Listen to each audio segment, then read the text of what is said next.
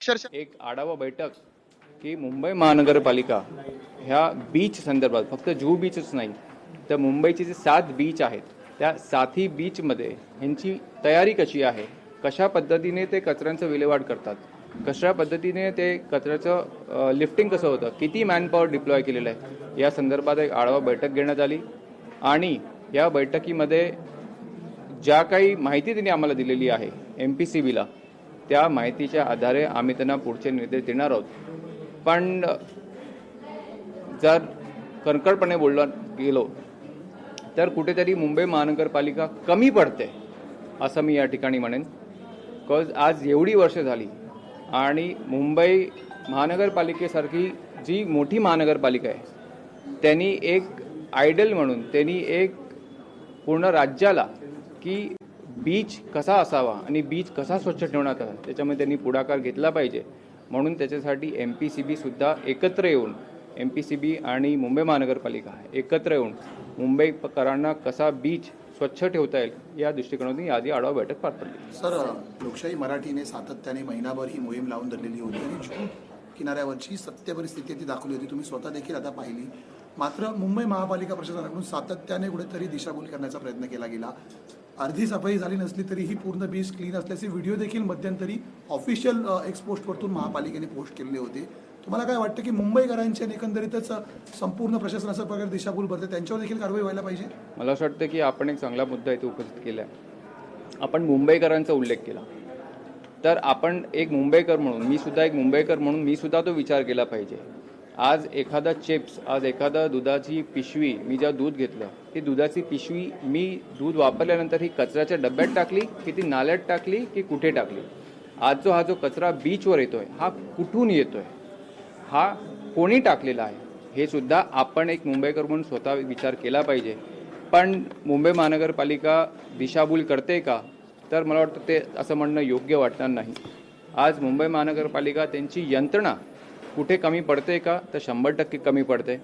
आणि त्या यंत्रणांचा 100% उपयोग हा होतोय का, तर त्या संदर्भातच ही आढावा बैठक होती.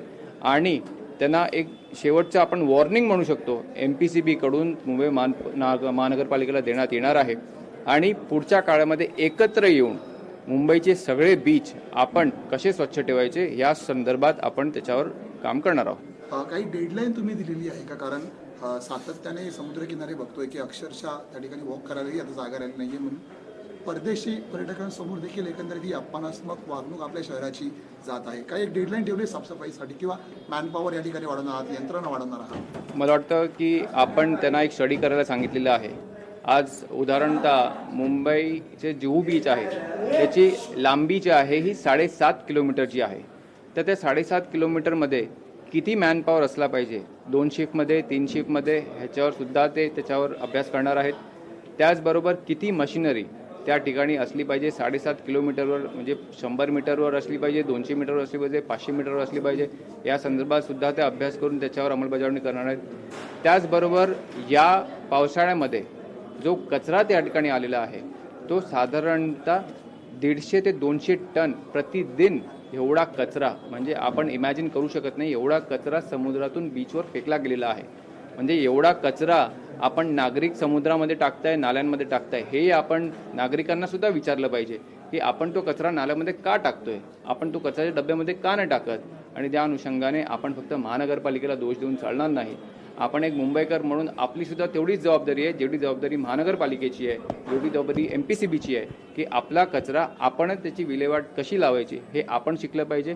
आणि पुन्हा पुन्हा सांगतो की आपण जोपर्यंत आपला कचरा आपल्या ॲट सोर्स सेग्रिगेट करत नाही, ओला कचरा, सुका कचरा, ई-वेस्ट, तोपर्यंत आपण फक्त मुंबई महानगरपालिकेला दोष द्यायचं एवढंच काम एक मुंबईकर म्हणून आपलं काम नाही आहे.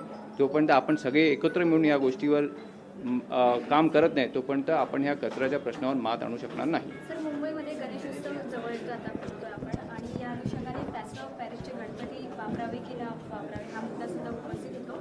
त्यावरती काही चर्चा झाली? त्यावरती सुद्धा चर्चा झाली. आत्ताच मी त्यांना ह्याही सूचना दिलेल्या आहेत. गणपतीचे सण जसं जसं जवळ येतो तर आपण जे थर्मोकोलचे डेकोरेशन आहेत हे 100% बॅन आहेत, हे आपण लोकांना पुन्हा सांगण्याचं गरजेचं आहे. सणाच्या जवळ आलो, दिवसाच्या जवळ आलो, नंतर आपण लोकांना सांगण्यात जातो, नंतर आपण कारवाई करतो, ते कुठेतरी ते योग्य वाटत नाही. लोकशाही मराठी ऐका, पहा, जागरूक रहा.